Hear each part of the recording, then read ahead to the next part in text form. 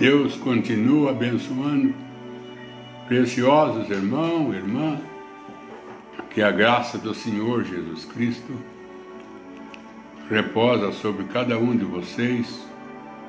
Desejo que você tenha saúde e que todos os obstáculos da vida que te cercam, que Deus dá vitória, que Deus abra o caminho para você com liberdade passar. Nunca se esqueça que o Deus que nós adoramos é o Deus que criou o céu, a terra e tudo que há. É o Deus que abriu o mar vermelho para Israel passar em terra seca, que sustentou Israel por 40 anos com a presença do sobrenatural, que abriu o Jordão para Israel passar e herdar sua herança, que era Canaã. Esse é o mesmo Deus nosso, é o mesmo Deus que nós adoramos. E Ele não tem mudado, pelo contrário, tem sido acrescentado, não digamos que o seu poder, porque sempre Ele é Deus, mas a morte de Cristo, sua ressurreição, seu sangue derramado, o Espírito Santo descendo, isso trouxe mais material para Deus trabalhar. Isso trouxe mais meio para Deus ajudar nós. É isso que Deus queria. Deus queria mais meio. Ele queria ajudar nós. Mas o sangue de animais era muito pobre, porque só cobria o pecado. Ele queria o sangue que apagava. E ele conseguiu o seu próprio sangue apagando os pecados. Uma vez apagado, ninguém lembra mais dele. Ele queria dar também para nós o Espírito Santo. Mas não tinha como ele derramar o Espírito Santo sobre nós se não tivesse um verdadeiro sangue para trazer o Espírito Santo. Tudo isso no Calvário, todo esse meio que ele precisava, o Calvário deu para ele. Hoje ele tem um verdadeiro sangue para apagar o nosso pecado, um verdadeiro Espírito Santo para nós conduzir. E hoje ele tem um verdadeiro evangelho. Hoje ele tem um verdadeiro profeta para nós instruir. E quando tem um verdadeiro, tudo é verdadeiro. Que é verdadeiro, trai o que é verdadeiro. E como ele veio como profeta verdadeiro nesse último dia, todas as verdades de Deus oculta, escondida ou perdida. O que estava perdido foi achado, o que estava oculto foi revelado. E aqui estamos nós. Nessa graça infinita de Deus, tendo o privilégio de conhecer as suas maravilhas, conhecer o seu poder, e esperando ainda por algo a mais, que é o arrebatamento, um corpo glorificado, uma eternidade sem fim. Deus tem mais ainda para dar para nós. Deus não se esgotou. Simplesmente é o começo. Nós estamos no começo dessa grande glória que Deus tem para nós dar. E quando nós chegamos no lado de lá, disse Paulo, o que espera por nós, olho não viu, e nem um coração desceu, o que Deus tem preparado para nós. Então vale a pena seguir Jesus. Vale a pena a gente entregar a vida por Ele. Pode ser cansativo? Pode. Pode trazer sacrifício? É sacrifício. Apóstolo Paulo, em Romanos 12, verso 1. Oferecei o vosso corpo como sacrifício vivo a Deus. Nós encontramos na Bíblia Sagrada, no tempo de Jacó, no tempo de Isaac, as lutas que eles tiveram, Abraão, abrindo poço para dar água para o seu rebanho. E às vezes não achava água, ele partia para outro poço, cavava. E quando encontrava, os filisteus vinham e entulhava tudo. Aquela luta para descobrir o poço, para descobrir água, cavar, encontrar água. Quando ele encontrava, os filisteus iam lá, entulhava tudo. Mas ele não desanimava. Se ele ia, andava mais, cavava outro poço. Cavava, às vezes não achava água, tinha que partir dali porque não tinha água. Mas nunca desanimava. Mesmo que os filisteus entulhavam os seus poços, Jacó fazia outro, Isaac fazia outro. E quando ele achava água, que agora o seu rebanho tinha água, porque eles tinham encontrado um poço, os filisteus vinham lá, entulhava tudo, entupia tudo. Se ele caminhava mais para frente, cavava de novo, tornava a encontrar outro poço. Falava, agora está bem, achemos água. Dali a pouco vinha o filisteu, entulhava tudo de novo. E assim eles viviam. Eles abrindo o poço e os filisteus entulhando, entupindo. Mas ele não desanimava, ele continuava caminhando. Quando Isaac morreu, quando Jacó veio na sua mesma caminhada, na caminhada do seu pai, nós encontramos que muitos dos poços entulhados pelos filisteus, nós encontramos Isaac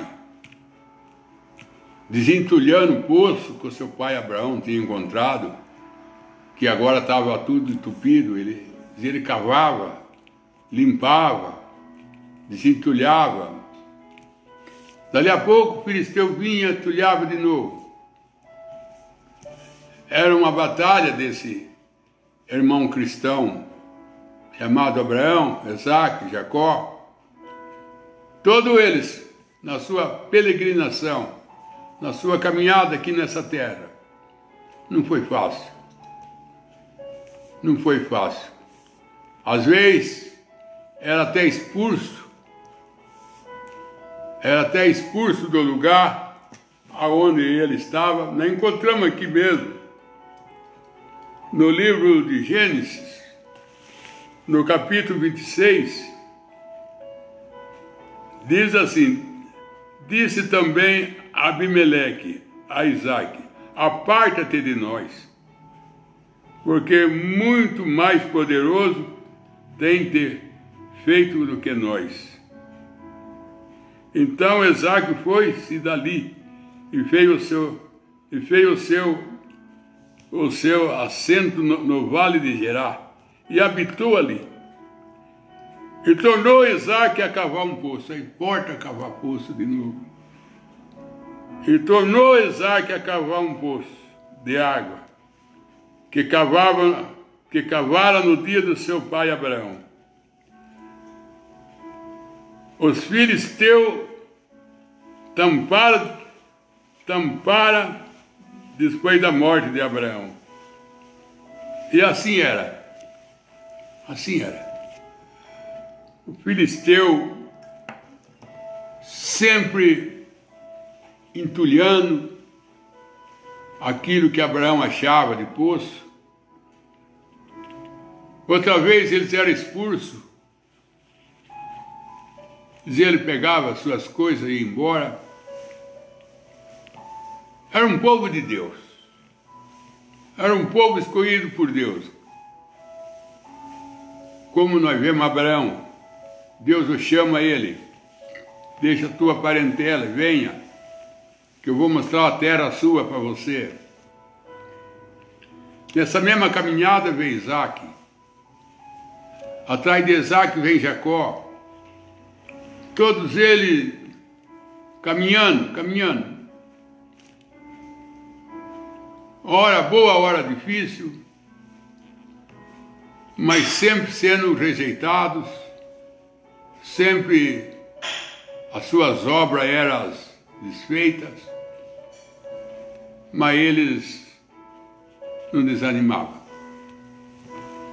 Por isso que Abraão foi o pai da fé. Nós temos Isaac, que é o amor, nós temos Jacó, que é a graça, nós temos José, que é a perfeição.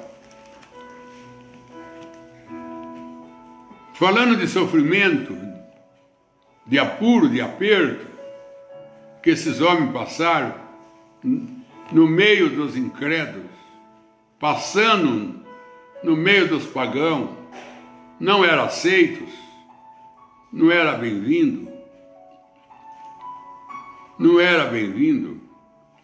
Nós deparamos José. Como que José já começou o seu sofrimento na casa do seu próprio pai. Ali já começou. Novo, não precisou ter muita idade, 17 anos.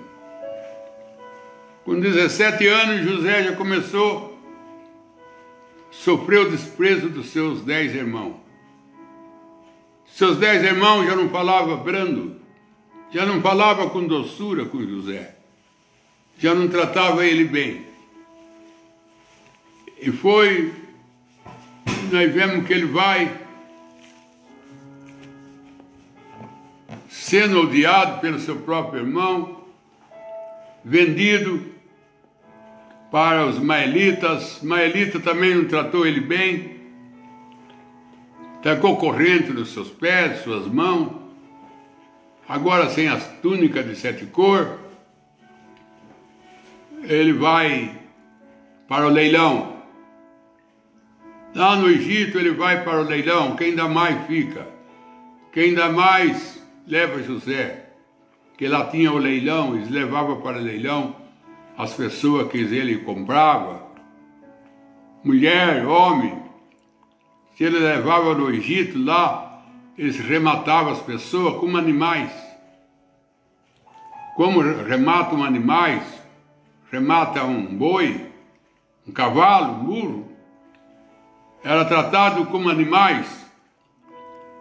E Potifar, ele rematou José, comprou José. E José foi levado para a casa de Potifar. Parece que as coisas vão bem, mas não vai. Parece que tudo agora era mil maravilha. Agora ele tinha uma casa, tinha um lar de Potifar, oficial de Faraó. Um grande homem que era Potifar, linda casa, era um palácio. Agora José estava num palácio como um escravo, cuidando da casa, cuidando das coisas de Potifar, mas não foi longe. Não foi longe esse privilégio. Essa regalia foi curta. A esposa de Potifar quis tomar um rumo diferente com José. E o rumo que ela queria, José rejeitou. E por José rejeitar, ela caluniou José. E a sua calúnia levou José numa masmorra, na prisão, que prendia os prisioneiros do rei. Era a pior prisão que existe. Dali saía ou vida ou morte. Ou vida ou morte. E esse moço cai nessa masmorra. E nessa masmorra ele fica há cerca de 13 anos. É tempo, 13 anos. Com 17, saiu com 30, toda a sua mocidade, tudo ele perdeu dentro daquela masmorra, dentro daquela prisão. E uma prisão, a prisão não era prisão simples, era uma prisão forte. Era prisão forte. E esse rapaz lá dentro, inocente, ele não fez nada para a mulher de Potifar. Ele não fez nada, ele respeitou ela. Mas a sua sinceridade, o seu respeito, custou caro para ele. Custou caro para ele ser sincero, ser honesto. Se ele fosse seguir o desejo da mulher de Potifar, ele jamais ia parar numa masmorra. Ela ia cuidar dele. Ela ia zelar por ele. Potifar viajava muito e José ficava em casa como cuidador da casa. Isso aí é uma coisa que ia longe. Mas José preferiu ser um prisioneiro, sofrer no cárcere, do que fazer o desejo da mulher de Potifar. Lá ele ficou 13 anos, mas dentro do cárcere, o carcereiro, vendo José como um rapaz diferente de todos os presos, ele era mais educado, mais respeitoso, mais zeloso. Ele viu que José era um cristão. Ele viu que o comportamento de José era comportamento de um filho de Deus. O carcereiro viu isso. O carcereiro viu. O carcereiro é aquele homem que cuida dos presos, que prende, que sorta, que muda de cela. E ele observou José, ele viu que José era diferente. E provavelmente também ele viu que José era inocente. Mas fazer o quê? Tem coisa que você não pode fazer nada. Tem coisa que você tem que ver e ficar em silêncio. Como que o carcereiro ia tomar uma posição para José? Como que o carcereiro ia levantar uma questão que José era inocente, que a esposa de Potifar era errada? Isso aí ia custar para o carcereiro morte. Porque era o poder de Potifar, era o poder do faraó, era o poder da mulher de Potifar que prevalecia. Eles eram das alturas do reino. Ele era o que comandava o país nas suas posições de primeira-dama, de oficial. Então o que eles faziam estava feito. Não importa que era inocente, se ele falava que não era, então não era. A pessoa era o que eles falavam que era. O que eles falavam que a pessoa era, é o que a pessoa era. E então, José, lá no cárcere, o carcereiro, isso é a Bíblia, o carcereiro pegou José e falou: José, você não vai ficar preso com os outros presos, não. Você vai ajudar eu. Você vai dar uma mão para mim. Você vai ser um ajudante meu. O carcereiro chamou José para ser ajudante dele. Você vai ajudar eu. Dar comida para os presos. Quando precisar de mudar de cela, você ajuda eu. E José passou a ser ajudante do carcereiro. Ele ajudava o carcereiro. Porque o carcereiro viu em José inocência, mas ele não podia fazer nada. E você vê que certa pessoa é inocente, você não pode fazer nada. Você vê que certa pessoa tem certo sofrimento, ele não merece aquilo, mas você não pode fazer nada. Você não pode ajudar, não tem como. Ainda que você queira, ainda que você sofra. Assim era o carcereiro. O que ele pôde fazer, ele fez. Colocar José para ser ajudante dele. Assim a pena de José ficava mais leve, porque ele tinha mais espaço para andar. Assim ele tinha mais espaço, tinha mais serviço para fazer. E isso o tempo passava mais. Mas José não era um homem sem esperança. José não era um homem sem esperança. José não era aquele tipo de pessoa que fica perguntando onde está Deus. Por que Deus não vê isso? Se Deus existisse, então por que isso? Por que aquilo? José não era esse tipo. José sabia quem era Deus. E ele sabia que um dia ele ia sair dali. Não importava o tempo, ele sabia que ele ia sair dali. Que ele não foi ali para ficar ali. Ele estava passando por ali. Estava passando por aquele cárcere. Mas que um dia ele ia sair. Porque Deus tinha mostrado para ele, por uma visão, que ele ia ser um governante. Que os seus irmãos iam dobrar perante ele. Irmão, pai, mãe, todo ia dobrar perante ele. Os irmãos como feixe de trigo e o pai como o sol e a lua.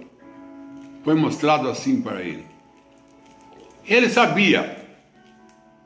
José sabia que o que Deus promete, ele cumpre. Deus não falha com as suas promessas.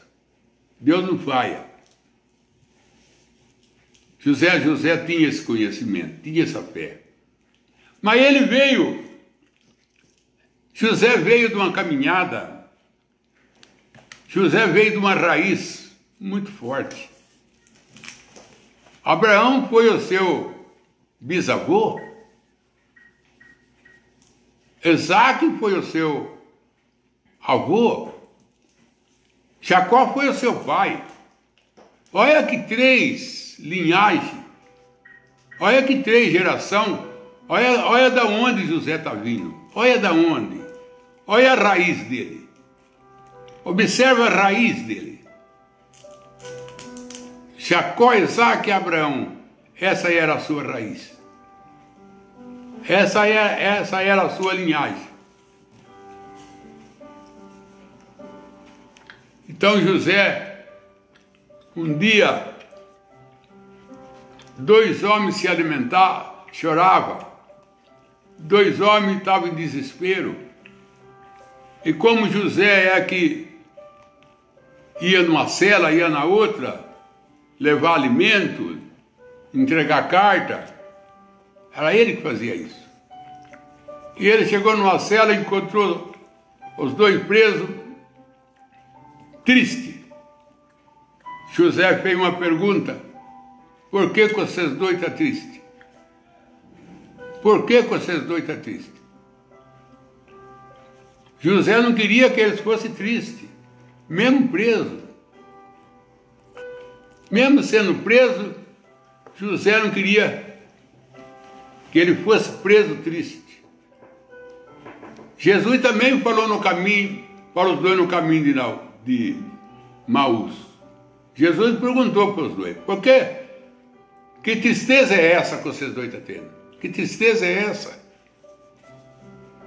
Ele perguntou para os 2 no caminho de Maú, que tristeza é essa? Por que essa tristeza? Oh, tu não sabe o que tem acontecido? Aconteceu o quê? Mataram Jesus, já faz 3º dia. Aí ele estava ali com ele não via.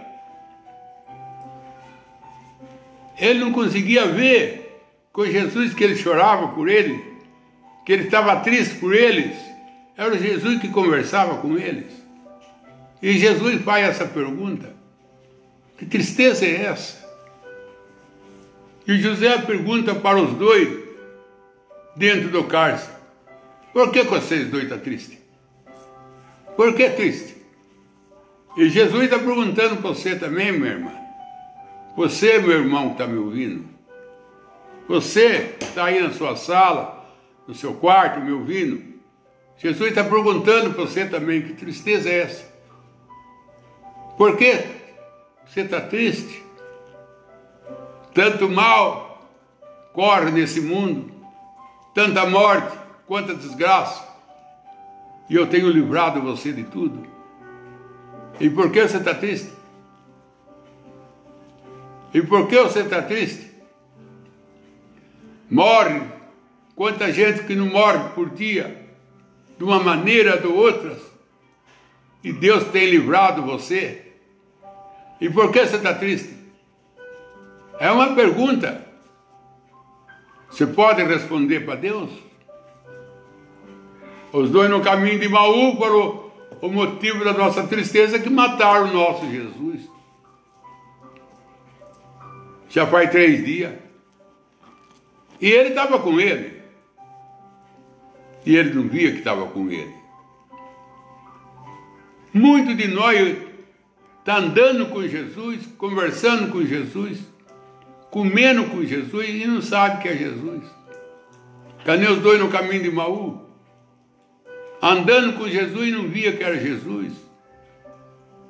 Sabe que você não vê e eu não vejo que as bênçãos que nós temos é Jesus que está dando? Que o alimento da nossa mesa é Jesus que está colocando? O sono nosso durante a noite é Jesus que está dando? Será que nós não temos percebido ainda que Deus está andando conosco? Deus dorme conosco, Deus senta conosco, Deus sempre é presente. Estarei convosco até a consumação dos séculos. Esse véu de carne não deixa nós ver, mas ao nosso redor está cheio de anjos. Aí na sala onde você está cheio de anjos. No quarto, aonde você estiver, você não está vendo, mas eles estão vendo você. E talvez ele está te perguntando: por que você está triste? Eu tenho livrado você todo dia de tanto mal, tenho livrado você de acidente, eu não tenho deixado sua casa ser levada pelo vento. E por que está triste? Por que está triste? José fez essa pergunta. E um falou assim para José: eu não tenho de ser triste, porque eu sonhei. E eu não sei o que é o sonho, José. E o outro também falou: também sonhei e não sei qual é o sonho. A tristeza dos dois é porque eles tinham sonhado e não sabiam qual era o sonho, não sabiam a interpretação, e estavam os dois tristes. Aí José pergunta: mas o que você sonhou? Aí um falou: eu sonhei que eu estava espremendo a uva no copo do rei. É o que eu fazia antes.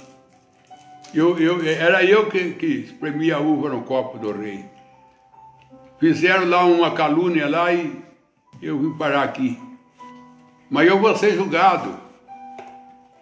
Aí José falou: e você vai ser declarado inocente. E você vai voltar na sua missão. Você vai voltar a espremer uva no copo do rei. Você vai voltar ao seu serviço. Você vai regressar aonde você estava antes. Antes de você ser preso, você estava onde? No palácio. Fazendo o quê? Espremendo a uva no copo do rei. E agora você vai sair daqui, você vai voltar para o palácio. E você sabe o que você vai fazer? Não, voltar, espremer a uva no copo do rei. Você não perdeu a sua missão. Você não perdeu a sua posição. O que você era, você vai ser. E esse é um quadro nosso.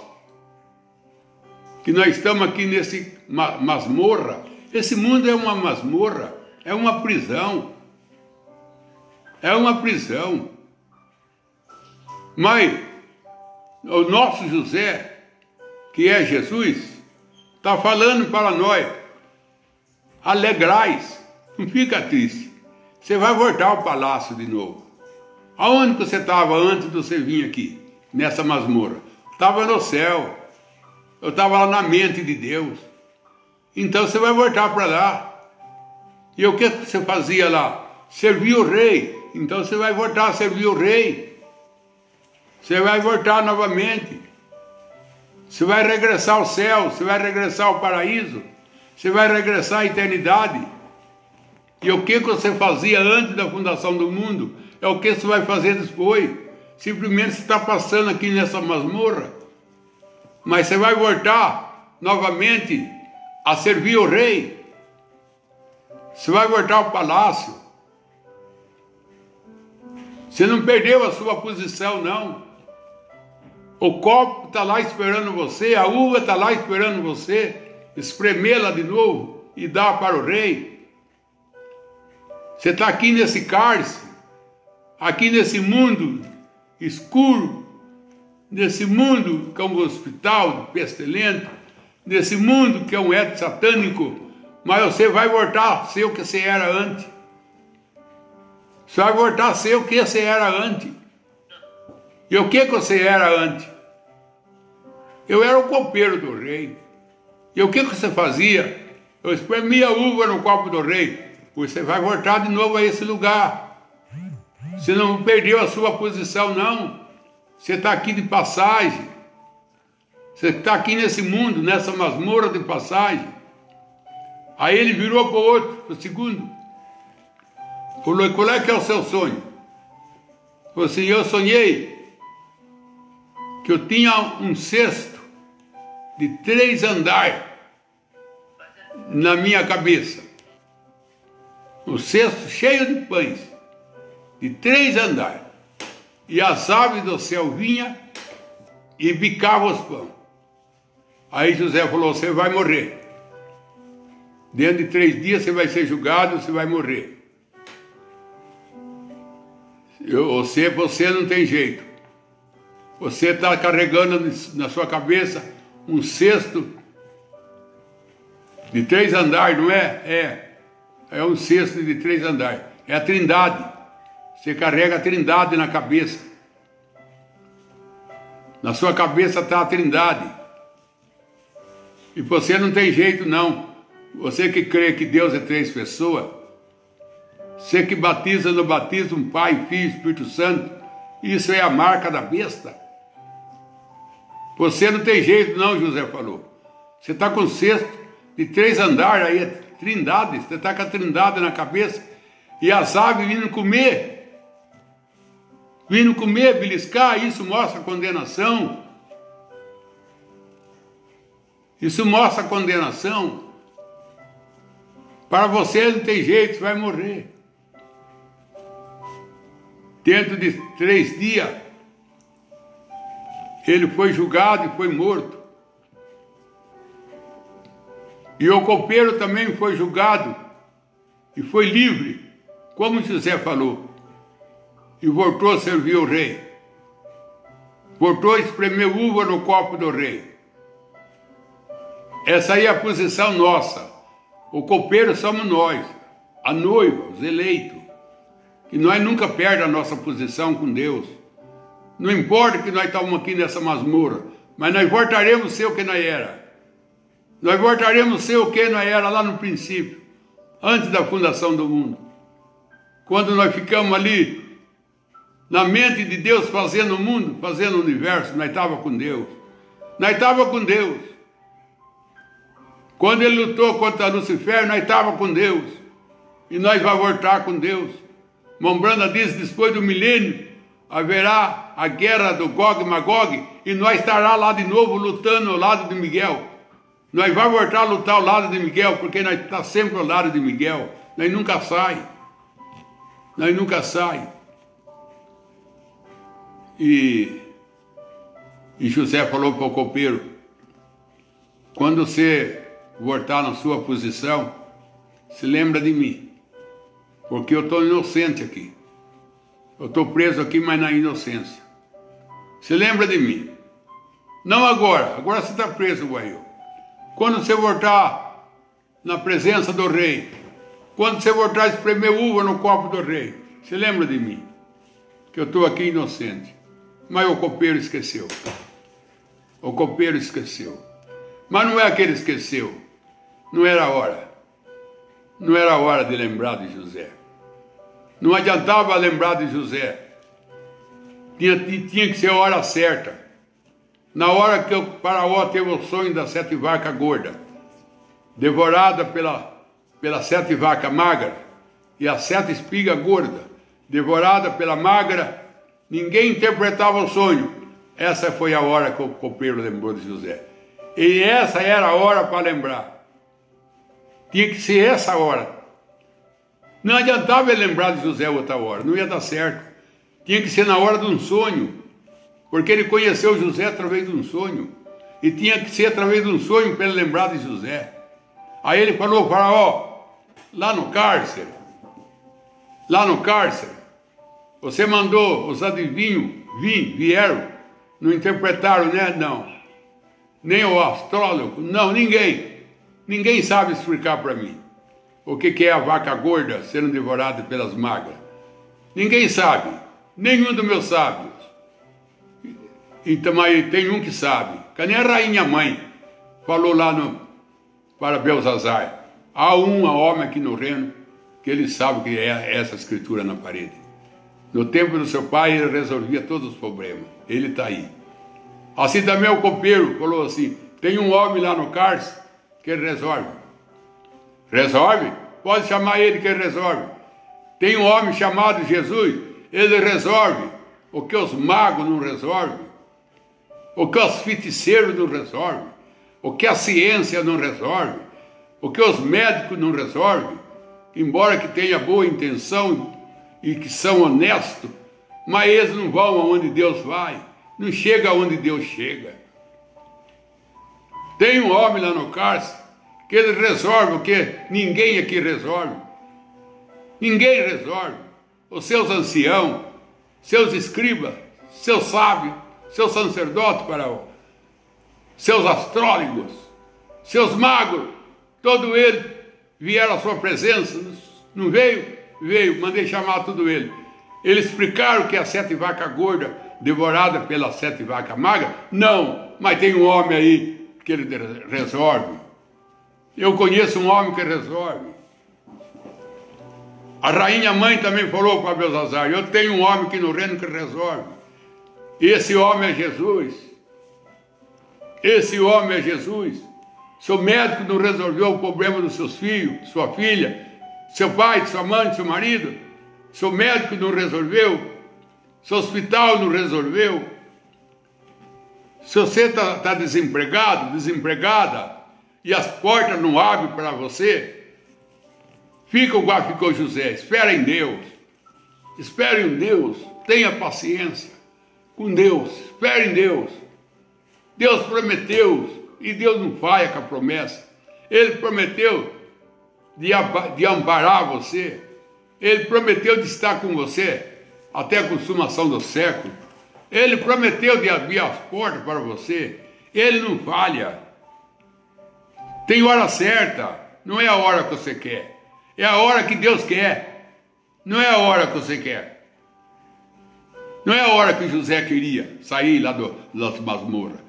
Tinha a hora certa. Faraó tinha que ter um sonho. Para depois para aparecer José tinha que ter um sonho. E quando o sonho apareceu, o copeiro falou assim, Faraó, tem um homem aí. Tem um homem que resolve esse problema aí. E José foi chamado, e José resolveu. E José resolveu. E Daniel resolveu. E Jesus resolveu. Moisés resolveu o problema do mar. Josué resolveu o problema do Jordão. E nesse dia Deus está resolvendo os problemas que ninguém resolve. Talvez nem o pai, nem a mãe resolve. A sociedade não resolve. Vizinho não resolve. A escola não resolve. Mas Deus resolve. Deus resolve. E permaneça como José, confiando em Jesus, que ele nunca falha e nunca falhou e nem falhará. Que Deus te abençoe. O Oliveira Marcelo pergunta, qual o significado bíblico dos 10 talentos? Como é que é? Qual o significado bíblico dos 10 talentos? Os 10 talentos, irmão, que Jesus disse que não devia enterrar, né? 10 talentos. Talento, a pessoa ter um dom para cantar, é um talento que ele tem para ganhar alma. E ele, em vez de cantar, ele não canta. Ele tem voz para cantar, tem ritmo. A ver por timidez. Por isso que o irmão perguntou, por que os tímidos vão para o inferno? Por causa disso. Deus dá um dom para ele usar, para a obra ele não usa. Deus dá um dom, ele não usa. Tem pessoa, irmão, que ele tem muito para dar para Deus, mas não dá nada. Tem saúde, tem idade, tem juventude, tem bom português corrigido, tem boa leitura, é talento, tudo isso é talento, mas ele enterra, ele não serve o reino. Tem pessoa que é boa motorista, bom motorista, nunca pega o carro dele para levar uma família na igreja. E aquele talento que ele tem de dirigir, que dirige bem, é um talento que Deus dá. Mas ele só dirige para ele, para a família. Nunca ele usa aquilo para a obra. Levar uma família na igreja, levar para casa uma família que está chovendo, e não tem como pegar o ônibus, dar uma corrida, levar a família. São tudo talento que Deus dá, que as pessoas não usam para o reino. Usa para si próprio. Usa para o seu lar, usa para a sua casa. Usa para a sua família, mas não usa para o reino de Deus. O erro está de não usar para o reino de Deus. De não usar para o reino de Deus. Não trabalhar para o reino. Trabalha para si próprio, trabalha para a família, trabalha para o bem-estar da sua casa fica linda, bonita e grande, enquanto que a obra de Deus está perrengue, está cambaleando. E o que significa a frase, colho onde não plantei e junto onde não semeei? É isso, ele estava se tratando do gentil, porque ele semelhou em Israel, ele não colheu nada em Israel. E aqui com o gentil, ele colhe uma noiva. Por isso que ele fala, eu colho aonde não plantei, e aonde plantei não colho. Ele estava se referindo ali, entre Israel e o povo gentil, que aqui no povo gentil, ele colhe uma noiva. Que ele esperava que ele ia colher a noiva em Israel. Deus esperava que Israel ia ser sua esposa. O irmão Branham disse que Deus sempre investiu em Israel para ser a sua esposa. Mas Israel, ele não colheu isso de Israel. Deus não colheu de Israel a verdadeira fé. Deus não colheu de Israel a verdadeira adoração. Deus não colheu. E ele semeou em Israel, hein? E ele não colheu. E aqui com o gentil, aonde ele pouco semeou, ele colhe uma noiva. Deus está referindo isso. Débora Caldas pergunta, os mortos que vão ressuscitar primeiro, Minha dúvida é, só os que são salvos vão ressuscitar ou todos os mortos? Quem vai ressuscitar primeiro só é a noiva. É o grupo da noiva que vai ter parte na primeira ressurreição. Aí Jesus disse, bem-aventurado aquele que tem parte na primeira ressurreição. Porque a segunda ressurreição é para julgamento. Aí não sabe quem entra e quem não entra. Mas a primeira ressurreição é para a noiva, nenhum se perde. A primeira ressurreição não é para julgamento, é para desfrutar do paraíso e das festas de Deus. Então, aí que tem a diferença da primeira e segunda ressurreição. Então, a segunda ressurreição é para julgamento. E a primeira ressurreição é para a noiva, é para ir para a festa e milênio. Oliveira Marcelo pergunta, a noiva não passa pelo julgamento no grande trono branco? Não, a noiva não, porque ela já foi julgada em Cristo. Quando julgaram Cristo no Calvário, ela estava sendo julgada nele. Porque ela estava nele, irmão Marcelo. A noiva estava em Cristo. Quando deram a lançada, o soldado deu a lançada, aí que ela saiu. Mas todos os açoites, todo o sofrimento que Jesus passou, a noiva passou dentro dele. Ela estava com ele. A noiva estava com ele. Então ela foi julgada com ele. Quando ele foi julgado, ela também foi julgada. É a mesma coisa de Eva. Quando Adão foi criado, a Eva foi criada com ele. A Eva andava dentro de Adão. Quando ele ponhava nome nos animais, a Eva estava dentro dele. Isso foi que Deus tirou ela para o lado de fora. Mas antes dela ter para o lado de fora, ela teve dentro dele. Assim também é nós. Antes de nós ter agora para o lado de fora, nós já tivemos dentro de Jesus, dentro do seu pensamento. Tatinha Moraes, pastor, me explica sobre guardar o sábado. O sábado, irmão, foi uma sombra. O sábado foi substituído pelo Espírito Santo. Hoje o Espírito Santo é o nosso sábado, é o nosso descanso. Por isso que Jesus disse, venha a mim todo que está cansado. Ele convidou a ele, venha a mim quem está cansado. O sábado foi dado como uma sombra do Espírito Santo. O Espírito Santo é o nosso descanso. Porque nós não descansamos um dia por semana. Nós descansamos todo dia em Deus. Nosso descanso é todo dia. Todo dia nós estamos descansados em Deus. Não é uma vez por semana, não. Todo dia nós estamos descansados. E se nós for descansar uma vez por semana, e nós pegar um ônibus, o motorista vai ter que dirigir o ônibus. Então nós não trabalhamos, mas o motorista está trabalhando para nós. Se for na igreja de sábado, está trabalhando, porque quem está dirigindo está trabalhando. Então não existe esse negócio de não trabalhar. Tudo está tudo trabalhando, o motorista está trabalhando. Se vai comer, o restaurante, a pessoa do restaurante está fazendo comida. Você não está trabalhando, mas eles estão trabalhando. E aí? Então o sábado é uma sombra do Espírito Santo. O Espírito Santo é o nosso sábado. Ele é o nosso descanso. Vamos para os pedidos de oração. Selimar de Souza pede oração à sua família, Alex Monteiro, sua filha Evelyn, Oliveira Marcelo, mais do Espírito Santo e sua família, Sônia Caldas, a sua família, Suzane Monteiro, a sua família, Débora Caldas, seu favor, família, em especial seu irmão Douglas, Rosângela Caldas, Daniel e Patrícia, Cláudio Franca, a sua família, Sene Everton, a sua família, Roberta Piuma, seu favor e seu filho, Joel William, seu favor, família e seu tio, Thalita Nintz, a sua família, Terezinha, seu favor e família, Sônia Caldas. Gostaria de agradecer as orações do pastor e irmãos, pois Renan Reis, que estava entubado com Covid, foi curado. Em nome de Jesus, não é só ele não.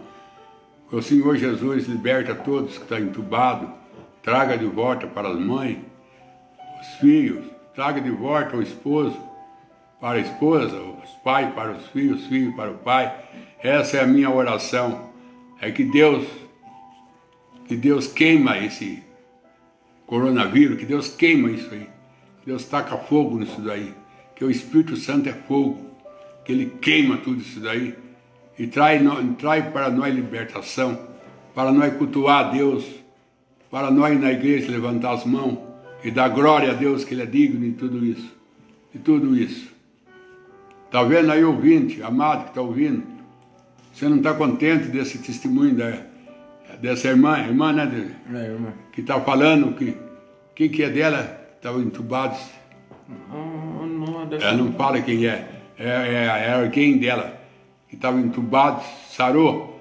Graças a Deus, isso é Deus, isso é a graça de Deus. Ele nunca falha e nem falhará. E nem falhará. E você também, minha irmã, meu irmão que está ouvindo, anuncia esse programa a outro, leva a outro. Às vezes você não tem dom de pregar, mas se você leva o pregador a uma família, você também está incluído nesse pregador. Leva, convida as pessoas para ouvir as pregações, ponha no seu grupo a pregação, esparrama no seu grupo, 9 horas hoje, o pastor Joel, ele só fala de Deus, só fala da Bíblia. Vamos ouvir a palavra de Deus, vamos ouvir a palavra de Deus. Nós paramos para ouvir tanta coisa na vida e não paramos para ouvir a palavra de Deus, que é a maior coisa, a coisa mais linda, a coisa mais que edifica, só de você ouvir, Deus já te abençoa você. Bem-aventurado aquele que lê e aquele que ouve a minha palavra. Bem-aventurado aquele que lê e aquele que ouve. Então, ouve a palavra de Deus. Você não pode ler, você não tem tempo. Às vezes você não entende. Às vezes você lê, mas você se atrapalha com a Bíblia. Às vezes acontece isso. Mas ouve. Às vezes seu dom não é ler. Seu dom é ouvir. E Paulo diz assim, a fé vem pelo ouvir. E ouvir a palavra de Deus.